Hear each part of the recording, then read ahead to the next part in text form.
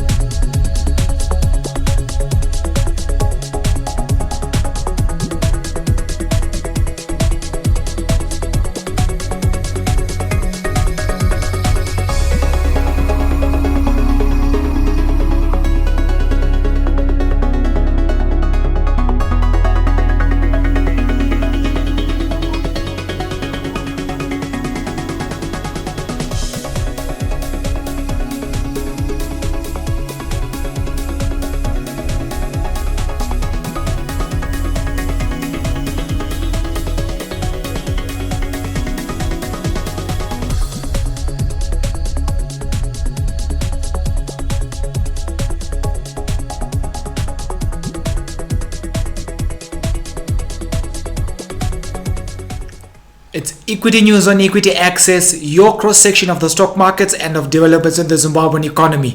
A fantastic evening it is to you. Thank you for joining us as we broadcast live from Hampton Studios. I'm Ibn Mabunda. Let's go. President Edi Mnangagwa says enterprises should desist from selling their products in United States dollars. This he said during a political actors dialogue meeting held in the capital this afternoon. He also said that Zimbabwe will have its own functional currency in the few months to come.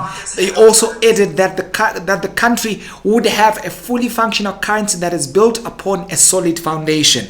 In other news, as macroeconomic woes continue to mount, one of the country's largest bread producers, Lobos, has suspended its operations in Harare.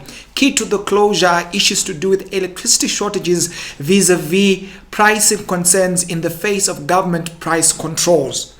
The Bulawayo plant is expected to follow suit in the next few days. Meanwhile, CBZ Holdings has secured a $40 million credit facility from the Afrexim Bank. According to the source, this facility should facilitate and enhance the procurement of foreign currency into the country, as the bank will allow exporting companies to benefit from that initiative. Meanwhile, foreign direct investment to Zimbabwe has increased by a good 113% between 2017 and 2018. In 2017, the country was able to generate 349 million United States dollars vis-a-vis 2018 at $745 million. Of interest to the report is the fact that although the global FDI slumped 13%, for sub-Saharan Africa, there was a 13% growth to $32 billion. Now let's get into the teensy-weенsies of how Zimbabwe has performed, as well as other countries in the region have also performed. I will come back to this graph, but let's just get into the one that is directly after that. Now, if you look at the stats, you'd realize that in 2018, Zimbabwe generated $745 million. This was thanks to initiatives that are actually playing out on the Zimbabwean mining sector. Zambia recorded $569 million. Well, this was actually a decline from the 2017 figure, driven by a decline in terms of investment where the mining sector is actually concerned. South Africa rebounding to $5.3 billion in 2018. Mozambique also recording a growth to $2.7 billion. Malawi pretty much flat at about $102 million vis-a-vis Botswana at $222 million. But on a basic scale, this is how things have actually turned out. But of note is the fact that during this same period, President Edi announced FDI to the tune of $12 billion. But on the paper, or in print, this is what we actually have at $745 million. As we make progress, Zisco still is set to have new management. This is according to a statement issued by the Minister of Commerce and Industry, Honorable Mangaliso Ndlovu. Meanwhile, Ethiopia opens its doors to foreign telecoms participators. Currently, Ethiopia has just one player owned by the Ethiopian government. And now that Ethiopian government has opened the door to foreign players who will now be able to secure licenses to engage in trade where telecoms is concerned within Ethiopia. Now, this concludes our evening news. Up next is a look at the stock markets. Please don't go anywhere.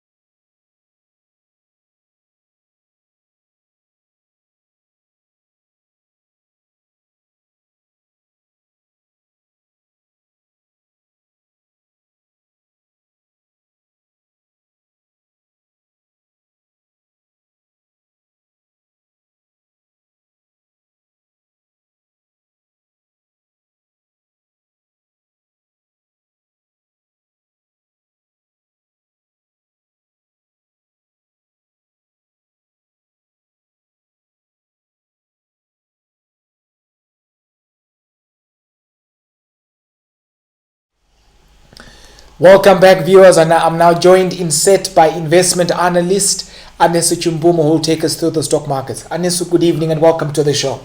Thank you, Eben. How are you doing today? Can't want to complain. Should only get better yourself. Pretty cold. All right, fantastic. Please take it away. Okay, the all-share index and the industrial index have continued on scaling northwards, coming up 3.28% and 3.32%. Top 10 index has made a very huge movement there again, coming up 4.32%, consequent to a cassava, Econet, and Old Mutual movements that were all in the region of, actually cassava went up 12.72%, Econet went up 4.71%, while Old Mutual has finally made a stronger move beyond the 1,400 cents mark there, coming to after having added 2.95%. Now the all-share index has settled at 8.99% after 5 days of trading, while the mining's index is stable at 2.44%. Now for a good 4 days. Yes, it has been constant, even though Bindura didn't trade today. My mistake. I almost mixed it up there. Top 10 index is now up 11.15%. The industrials index is up 9.06%.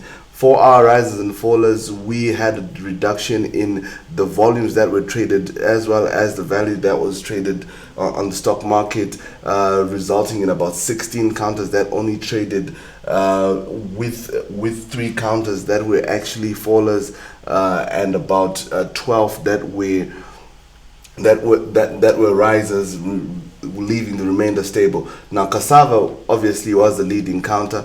We are still expecting much to do with their financial results come the publication of their financial results. Edgar's added another 12.18%. CBZ still seems to be going very strong. Such counters, I mean mid-tier and low-tier counters, have been much of the reason towards the growth within the stock market. But then as of late, we have seen volumes coming off. So with volumes coming off, it may translate in some sort of lack of demand, or rather lack of trades that have been actually happening on the stock market. So it could be a result of a push because of higher bids for investors who are looking to get into the stock market, but they're not having any corresponding investors that are willing to let go a lot of stocks at the moment. So maybe they are letting go of a little bit of their stocks, but then for them just to have a little bit of profit taking, because most of these counters are ahead on a month-to-date basis. Very few counters are down on a year-to-date basis, and those which are down are only down by a couple of percentage points. OK was the weakest performing counter, South Africa trailing that, and FBC closing the set of laggards. Now the parallel market has strengthened again, very bullish. Weakened to 9 from about 8.6, while the old mutual implied rate is now at 9.84, closing in on the 10 mark, and the interbank rate has weakened again to 6 by a margin of 1.48% from prior sessions trading numbers. Well, thank you, Anis, for the perspectives. Thank you, viewers, for staying with us. Don't forget to like, subscribe, follow us on Twitter, Facebook, and to visit our website, www.equityaccess.net. From the Equity Access team and I, Danky, and have a great weekend.